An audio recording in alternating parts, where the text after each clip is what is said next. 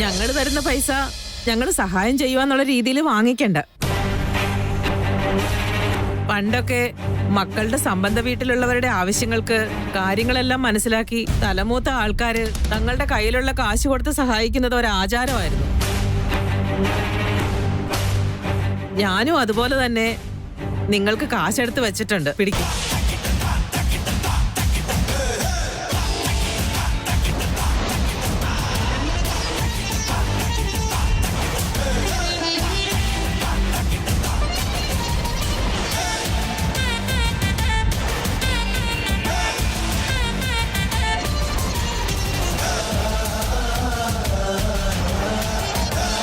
എന്റെ മകള് സുഹാസിനി ഇങ്ങനെയൊക്കെ പറയുമെങ്കിലും അവളുടെ മനസ്സ് വളരെ വിശാലമാണ്.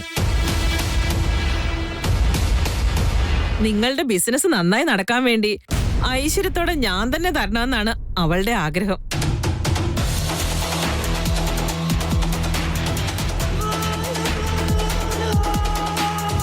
ദയവ് ചെയ്ത് ക്ഷമിക്കണം അമ്മേ, ഞങ്ങള് കാശിനു വേണ്ടിയില്ല ഇങ്ങോട്ട് വന്നേ. നിങ്ങളെ എല്ലാവരെയും അറിയിക്കാനും നിങ്ങളുടെ പ്രാർത്ഥന ഉണ്ടാവണമെന്ന് പറയാനും കൂടിയാ വന്നേ.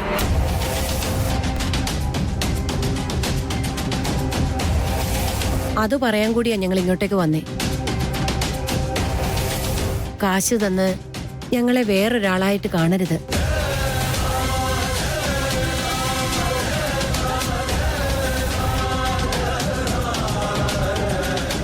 അയ്യോ, ഞാൻ ആദ്യമേ പറഞ്ഞില്ലേ, ഇതെല്ലാം നമ്മുടെ പഴയ ആചാരങ്ങൾ മാത്രമാണ്. അമ്മേ, അമ്മ പറയുന്ന എല്ലാം ഞങ്ങൾക്ക് മനസ്സിലായി. പക്ഷെ അമ്മയുടെ കയ്യിൽ നിന്ന് ഈ കാശ് വാങ്ങിച്ചാ ഞങ്ങൾക്കതൊരു നാണക്കേട് പോലെ തന്നെയാ.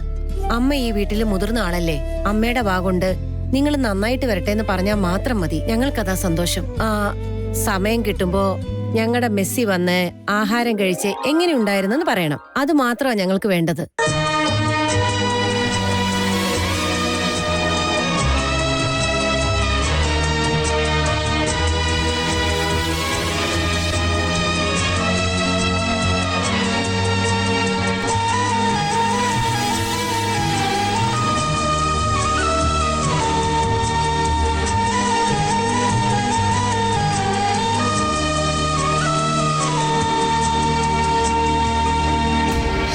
അയ്യോ ഏട്ടത്തി, എല്ലാം ഒറ്റയ്ക്കാണോ ചെയ്യുന്നേ? ഞാൻ കൂടെ ചെയ്യാം. സാരല്ലേ കണ്ണേട്ടാ, ഇതൊക്കെ ഒരു കഷ്ടപ്പാടാണോ? അതാ ഞാൻ ചെയ്യാന്ന് പറഞ്ഞേ, കഷ്ടപ്പാടില്ലല്ലോ. ഏട്ടത്തിയോട് സംസാരിച്ചോ? ആ ചേട്ടത്തി സംസാരിച്ചു, ഒരുപാട് സന്തോഷമായി.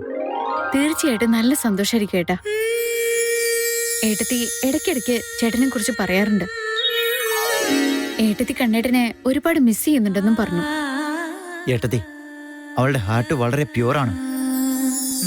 എല്ലാവരും സന്തോഷമായിരിക്കണം, ആർക്കും ഒരു കുഴപ്പമുണ്ടാവരുതെന്ന് അവൾക്ക് നല്ല ആഗ്രഹമുണ്ട്.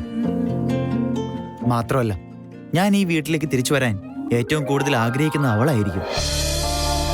പക്ഷെ എന്താണെന്ന് അറിയില്ല, ആ സന്തോഷം അവൾക്ക് നൽകാൻ പറ്റുമെന്ന് എനിക്ക് തോന്നുന്നില്ല. ഞാനൊരു ദുഷ്ടനായ ചേട്ടനാ. അങ്ങനെയൊന്നും പറയല്ല കണ്ണേട്ടാ. അങ്ങനെ അത് ചെയ്യാൻ കഴിയാതെ ഒന്നും ഇരിക്കില്ല. ചേട്ടൻ വിചാരിച്ചത് എന്തായാലും സംഭവിക്കും. ഏട്ടത്തി, അത് നടക്കാനേ പോകുന്നില്ല. ഇപ്പോ ചേട്ടനില്ല, അതുകൊണ്ട് അകത്ത് കയറിയത്. ചേട്ടൻ ഉണ്ടായിരുന്നെങ്കിൽ ഇതുപോലും നടക്കില്ലായിരുന്നു. എന്നുവെച്ചാ ചേട്ടൻ ഈ വീട്ടിലേക്ക് തിരിച്ചു വരാൻ ഒരു വഴിയിൽ നിന്നാണോ പറഞ്ഞു വരുന്നേ? ആഗ്രഹം ഒരുപാടുണ്ട് ഏട്ടത്തി. ഞാൻ എന്തായാലും തിരിച്ചു വരും, നോക്കിയിരുന്നോന്നൊക്കെ ഞാൻ വെല്ലുവിളിയൊക്കെ നടത്തി കഴിഞ്ഞതാ. പക്ഷെ അങ്ങനെ സംഭവിക്കുമെന്ന് എനിക്ക് തന്നെ വിശ്വാസമില്ല. ഞാൻ ചേട്ടനേക്കാൾ ഒരു സ്റ്റെപ്പ് മുമ്പോട്ട് വയ്ക്കുമ്പോ അവൻ എനിക്ക് മുമ്പ് ഓടിയെത്തും. എല്ലാ പ്രശ്നത്തിനും ഒരു പരിഹാരം ഉണ്ടെന്ന് ഏട്ടൻ കേട്ടിട്ടില്ലേ? വേദാന്ത ചേട്ടൻ ചിലപ്പോ ഇന്നിങ്ങനെയായിരിക്കും, പക്ഷെ നാളെയും ചേട്ടന്റെ മനസ്സ് ഇങ്ങനെയായിരിക്കുമെന്ന് ആർക്കറിയാവുന്നേ? കാലം വായിക്കാത്ത മുറിവുകളൊന്നും ഇല്ലെന്നല്ലേ എല്ലാവരും പറയുന്നത് ഏട്ടാ. ഏട്ടത്തി എന്നെ നന്നായി എൻകറേജ് ചെയ്യുന്നുണ്ട്. ഞാൻ ചിന്തിക്കുന്നത് എന്താണെന്ന് അറിയോ? ഞാനില്ലെങ്കിൽ ഇവിടെ പ്രശ്നമൊന്നുമില്ല, അപ്പൊ പിന്നെ ഞാൻ തിരിച്ചു വരേണ്ട ആവശ്യമില്ലാന്നാ തോന്നുന്നത്. എല്ലാവരും സന്തോഷമായിട്ട് ജീവിക്കണം, അതാ എന്റെ ആഗ്രഹം. ചേട്ടന്റെ മനസ്സെന്താണെന്ന് എനിക്ക് നന്നായിട്ട് അറിയാം. വീട്ടിലുള്ളവരെല്ലാം സന്തോഷമായിട്ട് ഇരിക്കണം എന്ന് ആഗ്രഹിക്കുന്നവര് ആ വീട്ടിൽ തന്നെയാണ് ഉണ്ടാവേണ്ടത്, പുറത്തല്ല. ഞാൻ ആദ്യം എന്തിനാണ് ഈ വീട്ടിലേക്ക് വരുന്നതെന്ന ചിന്ത ആദ്യം മനസ്സിൽ നിന്ന് എടുത്ത് കളയണം. എന്താന്ന് വെച്ചാ ഇത് ചേട്ടന്റെയും കൂടി വീടാ. നടക്കട്ടെ, ഏട്ടത്തി പറയുന്നതെല്ലാം അതുപോലെ നടക്കട്ടെ. എനിക്കും എന്റെ ചേട്ടനെ വിട്ട് മാറി നിൽക്കാൻ ഇഷ്ടമല്ല. വിട്ടേക്ക്, ഈ വിഷയം സംസാരിക്കാൻ പോയാൽ തീരാനേ പോകുന്നില്ല. വാ നടക്ക.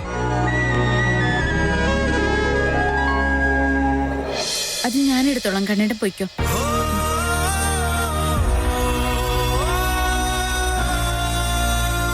ഈ വീട്ടിലേക്ക് വീണ്ടും പഴയതുപോലെ തന്നെ ചേട്ടൻ തിരിച്ചു വരും. എന്തൊക്കെ സംഭവിച്ചാലും ശരി, നമ്മൾ സന്തോഷത്തോടെ വീണ്ടും ഒന്നിച്ചു ചേരും. ഇത് ഏട്ടത്തി എന്ന നിലയിൽ ഞാൻ നൽകുന്ന വാക്കാ.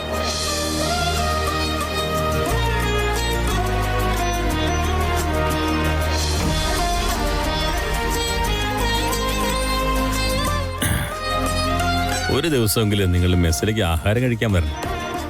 6 ദിവസം വന്നെങ്കിൽ ഒരുപാട് സന്തോഷമായിന്. ചിലരുടെ മനസ്സിൽ ഒരുപാട് സംശയങ്ങളുണ്ടായിരുന്നു. അതെല്ലാം ഇപ്പൊ മാറിക്കാണും. നല്ല മനസ്സുള്ള നിങ്ങൾക്ക് എല്ലാം നല്ലതായിട്ടേ നടക്കൂ. ഒന്നും ആലോചിച്ച് വിഷമിക്കണ്ട. സമാധാനമായിട്ട് ദൈവത്തെ വിചാരിച്ച് നിങ്ങളുടെ മെസ്സ് ആരംഭിച്ചോളൂ.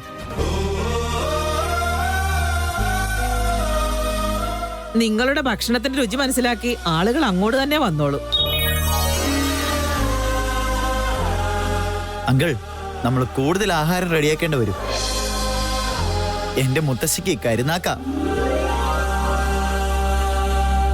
മുത്തശ്ശി എന്തെങ്കിലും ഒന്ന് പറഞ്ഞാ ഉറപ്പായിട്ടും അത് സംഭവിക്കും.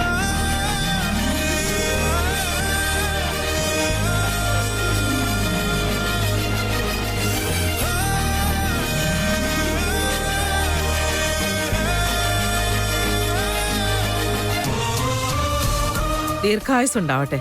ദീർഘസുമംഗലി ആയിരിക്കട്ടെ. പ്രശ്നങ്ങളെല്ലാം പരിഹരിച്ച് നീ ഈ വീട്ടിലേക്ക് എന്നേക്കുമായിട്ട് തിരിച്ചു വരണം മോനെ.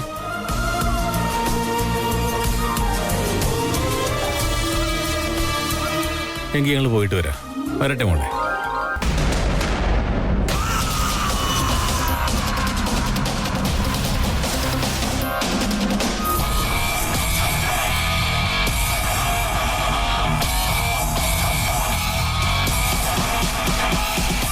ഓ, വേദാന്ത് വന്നോ? വന്നത് നന്നായി. ഞങ്ങള് ചെറുതായിട്ടൊരു മെസ്സ് ആരംഭിച്ചിട്ടുണ്ട്. അമൂല്യ നിന്നോട് പറഞ്ഞില്ലേ മോനെ?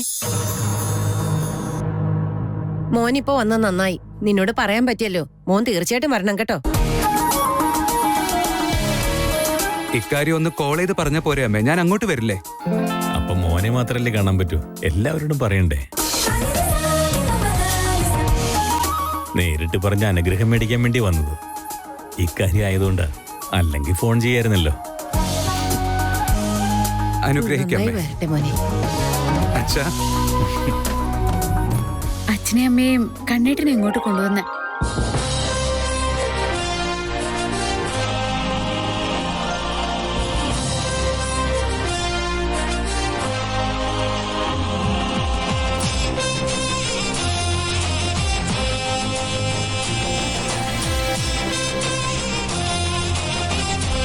ശരി, ഭക്ഷണം കഴിച്ചിട്ട് പോയാൽ മതി.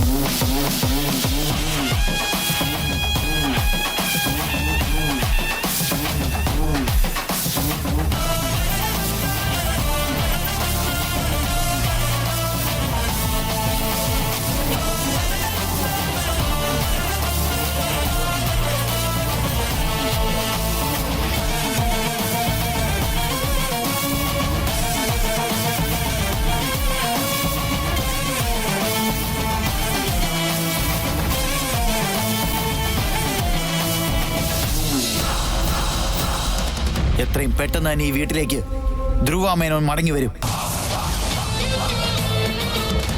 വരുമെന്ന് പറഞ്ഞാ വന്നിരിക്കും. അങ്ങനെ വരുമെന്നുള്ളതിന് തെളിവാ ഞാനിപ്പോ നിങ്ങളുടെ മുൻപിൽ നിൽക്കുന്നത്. ഇനിയിപ്പോ ഫ്രീ ആവുമ്പോഴൊക്കെ ഞാൻ ഇങ്ങോട്ട് വരാം അമ്മേ. പോയിട്ട് വരട്ടെ, നമുക്ക് പോകാം. ഞങ്ങള് പോയിട്ട് വരാം. ശരി മോളെ. ശരി.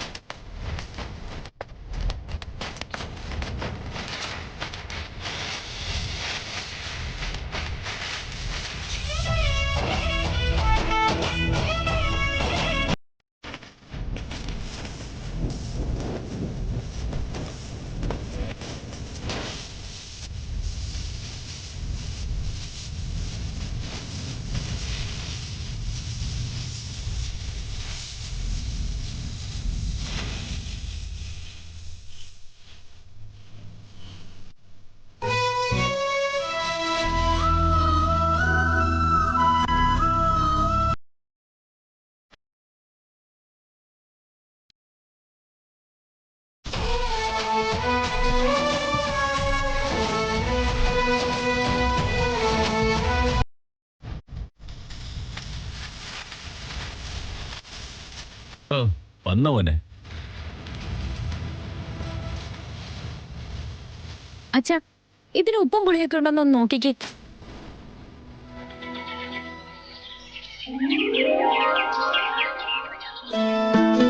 എന്താ അച്ഛാ, എരിവ് കൂടുതലുണ്ടോ?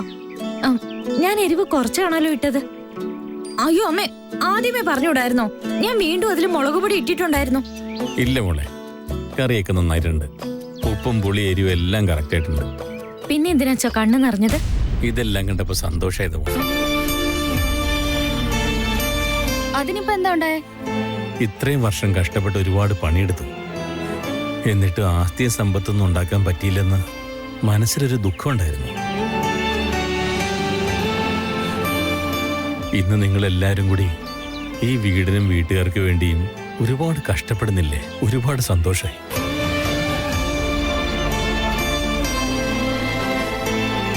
ഞാൻ കാശും പണം കൊണ്ട് ഒന്നും ഉണ്ടാക്കിയില്ലായിരിക്കും, പക്ഷെ എനിക്കെന്റെ മക്കളാണ് സമ്പത്ത്. ഇപ്പൊ ധ്രുവനും ഉണ്ടല്ലോ.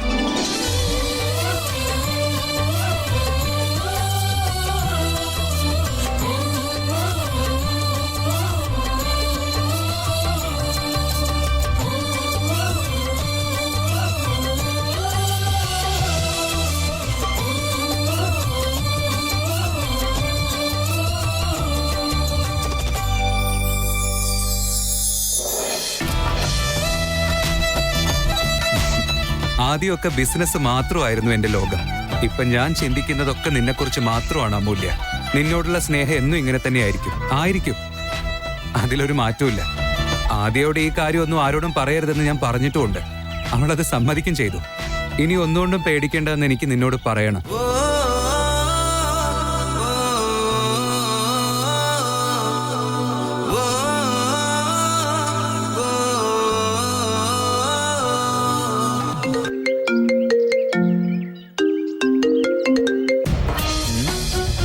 നോക്കിയേ, ഞങ്ങളുടെ മനപ്പുരത്ത് എത്രയുണ്ടെന്ന്. ഞാൻ വിചാരിച്ചപ്പോഴേക്ക് എന്നെ വിളിച്ചത് കണ്ടില്ലേ? ഹലോ, ഞാൻ നിന്നെക്കുറിച്ച് ആലോചിച്ചിരിക്കുകയായിരുന്നു. ആരോ തലക്കടിച്ചതുപോലെ തോന്നി. അപ്പോഴേ എനിക്ക് മനസ്സിലായി നീ എന്നെ പറ്റി വിചാരിച്ചു കാണുമെന്ന്. നിന്റെ തലക്കടിച്ച പോലെ തോന്നിയാ? Are you all right? തലയ്ക്ക് വേദനയോ കറക്കോ അങ്ങനൊന്നുമില്ലല്ലോ? ഡോക്ടർ ഒന്ന് കണ്ടാലോ? ഇങ്ങനെയുള്ള കാര്യങ്ങളൊന്നും അവോയ്ഡ് ചെയ്യാൻ പാടില്ല കേട്ടോ അമൂല്യ. സത്യം പറഞ്ഞ നീ ഒരു മണ്ടന. കോമഡി പോലും മനസ്സിലാവില്ലേ നിനക്ക്? അത് വിട്ടേക്ക്. അതെങ്ങനെ വിടുക? തലക്കടിച്ച പോലെ തോന്നാന്ന് പറഞ്ഞു, അതും ഈ ടൈമില്. അതത്ര തമാശയൊന്നുമല്ല, സീരിയസ് കാര്യമല്ലേ? അയ്യോ വിട്ടേക്ക്, അങ്ങനെ ഒരു പ്രശ്നവും ഇല്ല. ഞാൻ വെറുതെ കോമഡിക്ക് പറഞ്ഞതാ. അത്രയല്ലേ ഉള്ളൂ? ദൈവത്തിനാണേ അത്രേ ഉള്ളൂ. അങ്ങനെയാണെങ്കിൽ ഓക്കെ, സമാധാനായി കേട്ടോ. എനിക്ക് ഇരട്ടച്ചങ്ക, അങ്ങനെ പെട്ടെന്നൊന്നും പറ്റില്ല. കൊറോണ വന്നിട്ട് പോലും ഒന്നും പറ്റിയില്ല. എനിക്കിനി ഒരുപാട് സ്വപ്നങ്ങളുണ്ട് പനെ. ജീവിതത്തിൽ കാണേണ്ടതൊന്നും ഇതുവരെ കണ്ടില്ല. കല്യാണം, കുട്ടികളെ, കൊച്ചുമക്കളെന്ന് പറഞ്ഞ് ഒരുപാട് വലിയൊരു ലിസ്റ്റ് ഉണ്ട്. നിന്റെ ആഗ്രഹങ്ങളൊക്കെ നടക്കും, നോ വെറി. അതൊക്കെ വിട്ടേക്ക്. ഞാൻ ഇന്ന് ഓഫീസിലേക്ക് വരാൻ കുറച്ച് ലേറ്റ് ആവും. നീ എന്ന് പറയുമ്പോ അമൂല്യ എം ആണോ? എന്റെ കള്ളച്ചെറുക്കൻ ഞാൻ എന്ത് പറഞ്ഞാലും മനസ്സിലാക്കുമല്ലോ. അതെ, ഞാൻ തന്നെ. ശരി, റീസൺ എന്താണെന്ന് ബോസിനോട് പറയുവോ? ബോയ് ഫ്രണ്ട് ആണെങ്കിൽ റീസൺ ഒന്നും മാറാൻ പോകുന്നില്ല. വീട്ടിൽ കുറച്ച് മെസ്സിന്റെ കാര്യങ്ങള്. ഹലോ അമൂല്യ, ഇവരൊക്കെ എന്തിനാ നമ്മുടെ മെസ്സിലേക്ക് വരുന്നത്? വേദാന്ത്, ഞാൻ ഇത് പറയാൻ വേണ്ടിയാ വിളിച്ചത്. പിന്നെ വിളിക്കാവേ. Hello hello.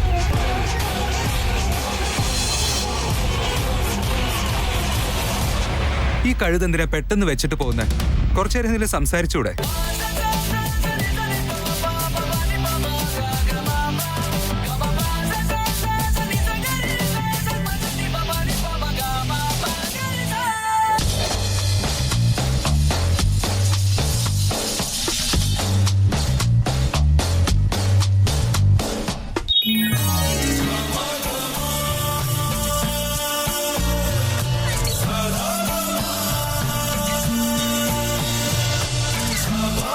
നീ എന്തൊക്കെ എപ്പോഴാ ചെയ്യുന്നത്? ഗസ് പോലും ചെയ്യാൻ പറ്റില്ലെന്ന് നീ ഇതേ ഇപ്പൊ പ്രൂവ് ചെയ്തോണ്ടിരിക്കാൻ. ഞാൻ ചെയ്തോണ്ടിരുന്ന കാര്യങ്ങളൊക്കെ നീ ഇപ്പൊ ചെയ്തോണ്ടിരിക്കണല്ലോ. ഇതിനും വലിയ എന്ത് ഷോക്ക് നീ ജീവിതത്തിൽ വേണ്ടത്? വിക്കിയുടെ കാര്യം അത്ഭുതം തന്നെയാ. കല്യാണം കഴിഞ്ഞ് ഇത്ര ദിവസമായിട്ടും എന്നെ നീ, നിങ്ങൾ എന്നൊക്കെ പറഞ്ഞല്ലേ വിളിക്കുന്നേ? അതിലിപ്പോ എന്താ തെറ്റുള്ളത്? ശരി, എന്നെ നീ അങ്ങനെ തന്നെയല്ലേ ഇങ്ങോട്ട് വിളിക്കുന്നേ, അതുപോലെ തന്നെ ഞാനും അങ്ങോട്ട് വിളിക്കും. എന്നാ ശരി വിക്കി, അങ്ങനെ തന്നെ ഇരിക്കട്ടെ, വിട്ടേക്ക്.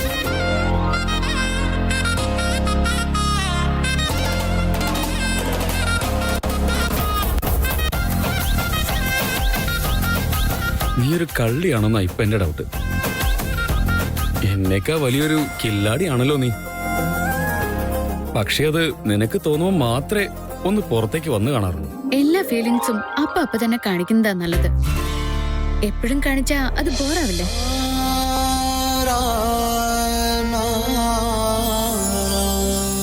എനിക്ക് നിന്നോട് ചില സമയത്തൊക്കെ ദേഷ്യം തോന്നാറുണ്ട്. ചില സമയത്ത് നീ പറയുന്നൊക്കെ കേൾക്കുമ്പോ ഞാനും നീ തമ്മിലൊരു ബന്ധുവില്ലെന്ന് തോന്നിപ്പോവും. പക്ഷേ എനിക്ക് നിന്നെ ഒരിക്കലും ബോറടിക്കില്ലായിരുന്നു. എന്നെ സംബന്ധിച്ച് ഞാൻ നിന്നെ ആദ്യമായിട്ട് കാണുന്ന ദിവസം പോലെയായിരുന്നു. വിക്കിനോട് ഇങ്ങനെയൊക്കെ സംസാരിച്ചാ ഞാൻ ഇപ്പൊ തന്നെ കരയാൻ തുടങ്ങും. ഇത്രയും സന്തോഷമൊന്നും ഒരുമിച്ച് തരാൻ നിക്കണ്ട. എന്റെ ഹൃദയത്തിന് ഇത്രയും സന്തോഷം താങ്ങാനൊന്നും പറ്റില്ല. ഇനി എത്രയൊക്കെ വലിയ പ്രോബ്ലംസ് ഫേസ് ചെയ്യേണ്ടി വന്നാലും ശരി, നിന്റെ ഈ കുഞ്ഞു ഹൃദയത്തിന് അതെല്ലാം താങ്ങാനും പറ്റും. ഇത്രയ്ക്ക് സ്ട്രോങ് നീ. അതത്ര പെട്ടെന്ന് വീക്കായി പോകുന്നൊന്നല്ല.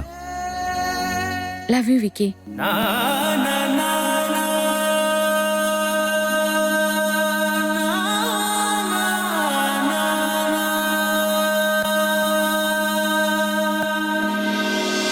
അയ്യോ, ഇതെന്തു പറ്റി? ഇന്ന് സൂര്യൻ പടിഞ്ഞാറാണോ ഉദിച്ചത്? അങ്ങനെയൊന്നുമില്ല. ഇന്നെന്താ ഓഫീസിൽ ലേറ്റ് ആയിട്ട് പോകാനാണോ പരിപാടി? അയ്യോ, ഇപ്പത്തിന് ഒരുപാട് ലേറ്റായി. ഞാൻ പോകാൻ നോക്കട്ടെ. ആ, നാളെ നിന്റെ വീട്ടിലേക്ക് പോണം. അമ്മാവൻ മെസ്സൊക്കെ തുടങ്ങിയതല്ലേ, അതുകൊണ്ട് നിന്നൊരു സഹായത്തിന് വേണ്ടി വീട്ടിൽ നിർത്തിയിട്ട് വരാം. അമ്മായിക്കും നീ ഉണ്ടെങ്കിൽ തുടക്കത്തിലൊരു ഹെൽപ്പ് ആവുമല്ലോ. ഞാൻ ചെയ്ത എല്ലാ വഴിപാടിനും നേർച്ചയ്ക്കൊക്കെ ബലമായിട്ടാണ് ദൈവം എനിക്ക് നിന്നെ തന്നത് വിക്കി. ബെസ്റ്റ് ഹസ്ബൻഡാണ്.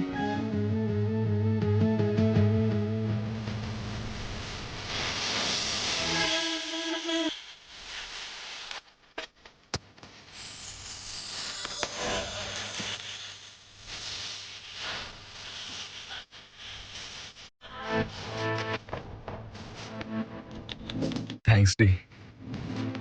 ഇന്ന് രാവിലെ തന്നെ എന്റെ ഭാര്യ എന്നെ ഫുൾ ചാർജ് ആക്കി വിട്ടേക്കുവാണല്ലോ. ആ, പറയാൻ മറന്നുപോയി. നാളെ നിന്റെ വീട്ടിലേക്ക് ചേട്ടനും കൂടെ വരുന്നുണ്ട്. അവനും ഹെൽപ്പ് ചെയ്യണമെന്ന് ഒരു ആഗ്രഹമുണ്ടെന്ന് പറഞ്ഞു.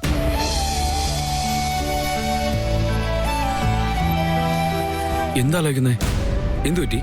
ചേട്ടൻ ഇങ്ങനെ എന്റെ വീട്ടിലേക്ക് വരുന്നതെല്ലാം ഭയങ്കര സന്തോഷമാണ്. പക്ഷേ കണ്ണൻ ചേട്ടനും തമ്മിലുള്ള പ്രശ്നം ഇതുവരെ തീർന്നിട്ടില്ലല്ലോ.